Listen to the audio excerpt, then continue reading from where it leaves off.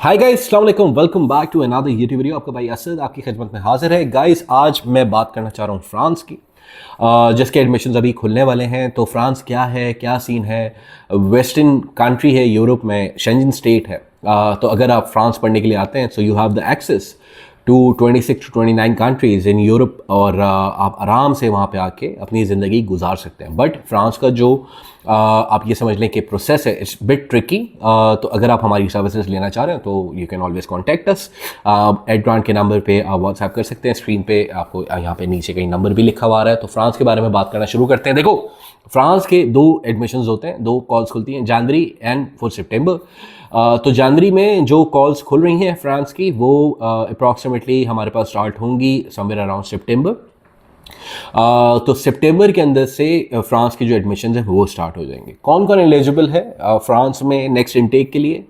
वो बच्चा या वो बच्ची जो भी स्टूडेंट अप्लाई करना चाह रहे हैं, they should have a minimum percentage of around 60% marks. ठीक है, तो वो बैचलर्स और मास्टर्स के अंदर आ सकते हैं। देखो, एक चीज़ मैं शुरू में बता दूं कि यहाँ पे इटली वाली पार्टी नहीं है। यहाँ पे there is a fees which you need to pay along with the bank statement and everything. वो हम आगे चल के बात बताते हैं, क्लियर करता हूँ आपको। स्कॉलरशिप्स हर किसी को नहीं मिलती, ठीक है, हर किसी को नहीं मिलती। अगर आपकी जीपीए बहुत ही अच्छी रही है और आप पढ़ाई में बहुत अच्छे हैं तो देन देयर आर चांसेस कि आपको जीपीए मिल जाती है।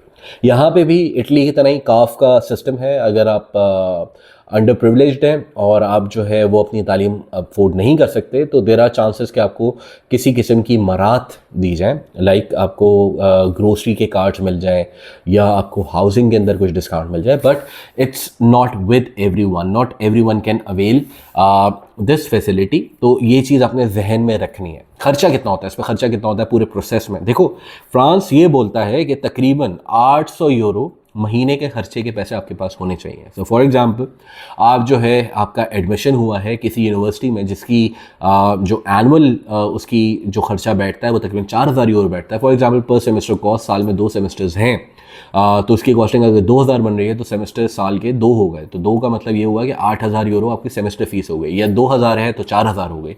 तो ये सेमेस्टर फ़ी आपके पास पेड होनी चाहिए, मतलब इसको पे करने के आपके पास पैसे होने चाहिए। तो लेट्स टेक एग्जांपल, अगर आपकी फीस 2000 यूरो है तो आपके पास एक साल का खर्चे का पैसा होना चाहिए, यानी कि 4000 यूरो होने चाहिए। 4000 यूरो तकरीबन अगर 300 से भी हिसाब लगा लो तो तकरीबन 12 लाख रुपए बनते हैं। ठीक है, तो 12 लाख रुपए ये हो गए, प्लस आपका जो रहने का खर्चा है that is around 800 euros per month. 800 euro आपका महीने का खर्चा है। तो अगर आपका 810 महीने के हो गए 8000, और आपका तकरीबन 9600 यूरोज आपके पास बैंक स्टेटमेंट में होने चाहिए। So these are the funds जो आपके पास होने चाहिए। अब डिस्कस कर लेते हैं भाई कि सबसे ज़्यादा प्रॉब्लम क्या आती है। देखो, सबसे ज़्यादा जो प्रॉब्लम आती है वो आती है फ्रांस में for seeking the right admission. ठीक है, आप क्योंकि कुछ यूनिवर्सिटीज जो स्टार्ट होती हैं वो 243 यूरो से होती हैं। ठीक है, बैंक स्टेटमेंट भी मैं इस पर आपको अब बताता हूँ आगे चल के। तो 243 यूरो से एडमिशन स्टार्ट हैं जो पब्लिक यूनिवर्सिटीज़ हैं। तो उसके लिए आपको मेक श्योर करना है that you choose the right university and your right course. अक्सर बच्चे जो होते हैं वो यहाँ पे कोर्स गलत सेलेक्ट कर लेते हैं, जिसकी वजह से प्रॉब्लम आता है। ठीक है, इनटेक्स का जिक्र मैंने आपको ऑलरेडी बता दिया है कि इनटेक्स क्या होंगी, और इसके मतलब एडमिशन्स कब से स्टार्ट हो रहे हैं वो भी मैंने आपसे जिक्र कर लिया है।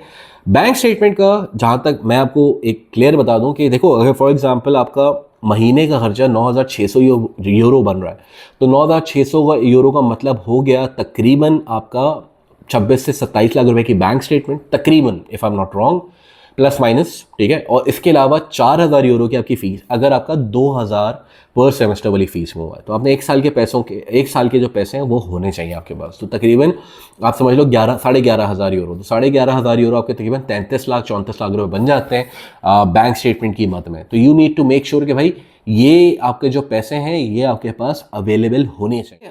जो सबसे ज़्यादा नीडी चीज़ होती है, सबसे ज़्यादा इंपॉर्टेंट चीज़ होती है, वो बेसिकली इनका एक पोर्टल है, पखोसिप इनको फ्रेंच में बोलते हैं।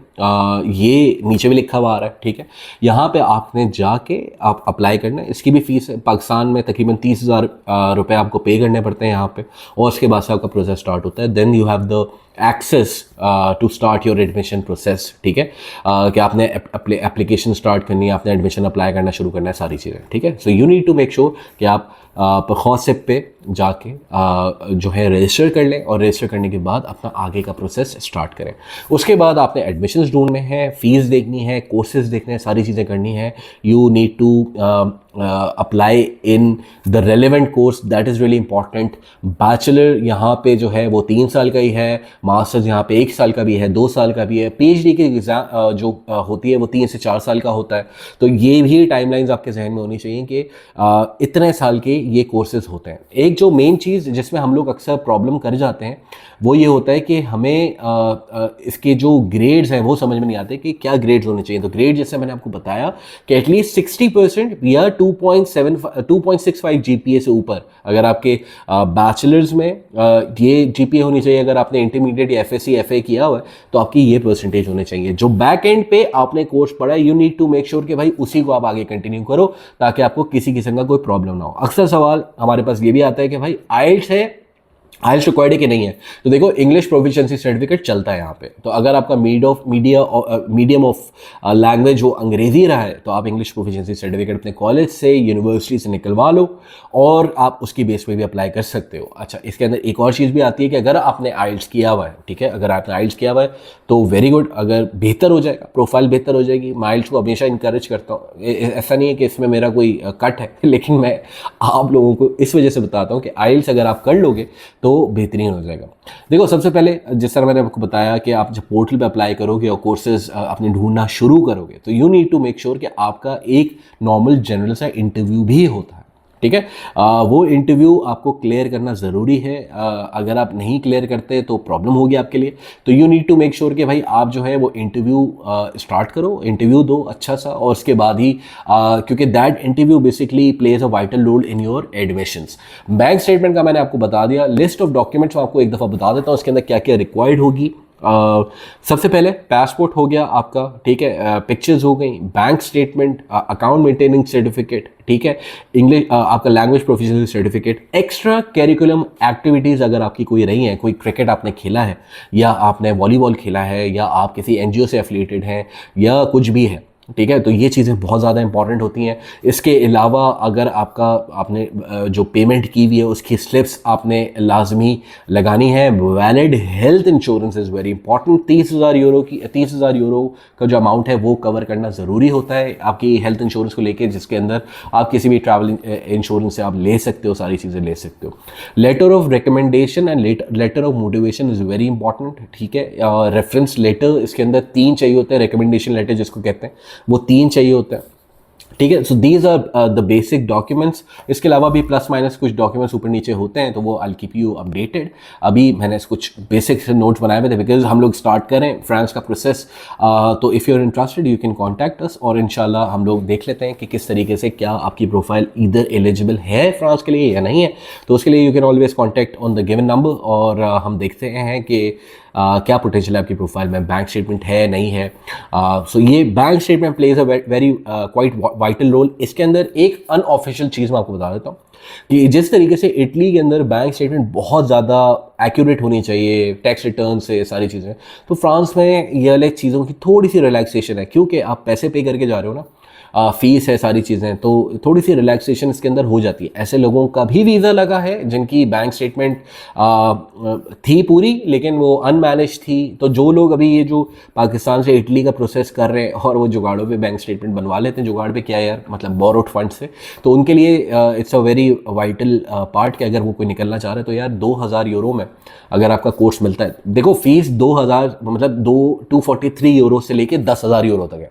लेकिन अगर आप 2,000 यूरो वाली यूनिवर्सिटी भी टारगेट करो तो मुझे ये लगता है कि इट्स फ्रेंच डिग्री, ठीक है, फ्रेंच डिग्री, यूरोपियन डिग्री मेरे ख्याल से शायद पाकिस्तान की भी यूनिवर्सिटीज़ बहुत अच्छी हैं, बट दिस इज़ कम पैसों के अंदर बहुत अच्छा एक ऑप्शन मिल सकता है। जॉब्स, एक लास्ट चीज़ मैं बताना चाह रहा था। देखो अगर आप ये सोचते हो कि आप आगे यहाँ पे जॉब ढूंढ लोगे फ्रांस में, देखो फ्रांस में जॉब्स का सीन ये है कि you need to have a basic knowledge of French, ठीक है। तो आना है, लैंग्वेज पे फोकस करना है, महीना 3 महीना 4 महीना बेसिक्स हमने लैंग्वेज का A1 सर्टिफिकेट जो है फ्रेंच का वो कर लेना है ताकि हमें जॉब मिलने में थोड़ी सी आसानी हो जाए। बिकॉज अगर आपके पास फ्रेंच नहीं है तो आपको अंग्रेज़ी के बेस पे जॉब मिलना बहुत मुश्किल है। You need to plan, if you bad in learning new languages तो उसके अंदर आपने ये देख लेना है कि आपको अगर नौकरी करनी है तो उसके लिए लैंग्वेज थोड़ा सा ज़रूरी होगा।